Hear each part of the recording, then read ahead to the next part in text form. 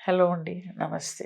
So, చాలామంది మేము natural పెళ్లి అయ్యి మాకు 2, 3 ఇయర్స్ అయినాయి. మేము న్యాచురల్‌గా ట్రై చేసాము. బట్ స్టిల్ ప్రెగ్నెన్సీ రాలేదు. దేనివల్ల ఉండొచ్చని అడుగుతారనమాట. సో, ఒక ఇంపార్టెంట్ టెస్ట్ గురించి నేను ఈరోజు మాట్లాడతాను. That is tube test.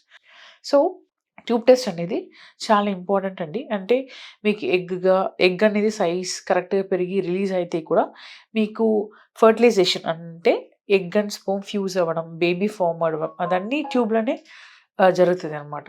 So, tube అనేది ఓపెన్ ఉండాలి. అప్పుడే మీకు కన్సీవ్ అవ్వడం అనేది ఛాన్సెస్ ఉంటది.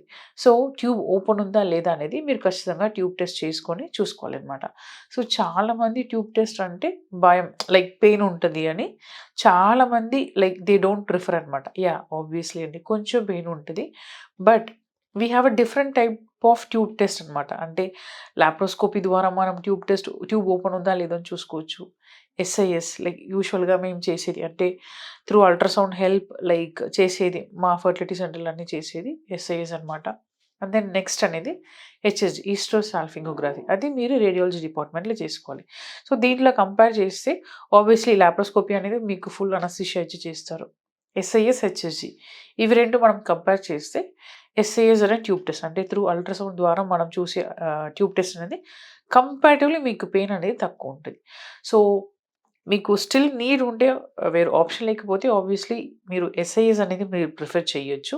సో, ఎస్ఐఎస్‌లో మేమేం చేస్తామంటే యూజువల్‌గా ఫ్లూయిడ్ అనేది గర్భసంచి లోపల పంపించి లైక్ ట్యూబ్ ద్వారా బయట వస్తుందా లేదా అనేది చూస్తాము.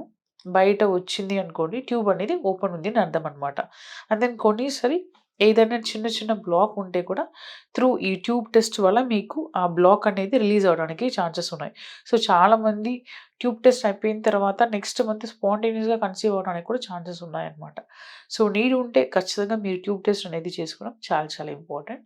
అండ్ దెన్ ట్యూబ్ టెస్ట్ అయిపోయిన తర్వాత మీకు మేబీ కొంచెం మైల్డ్ డిస్కంఫర్ట్ ఉండొచ్చు ఆ రోజు. సో, మీకు ఒక కోర్స్ ఆఫ్ యాంటీబయోటిక్, ఒక పెయిన్ కిల్లర్ అనేది ఇస్తారనమాట. మీరు ఖచ్చితంగా తీసుకోవాలి. Thank you.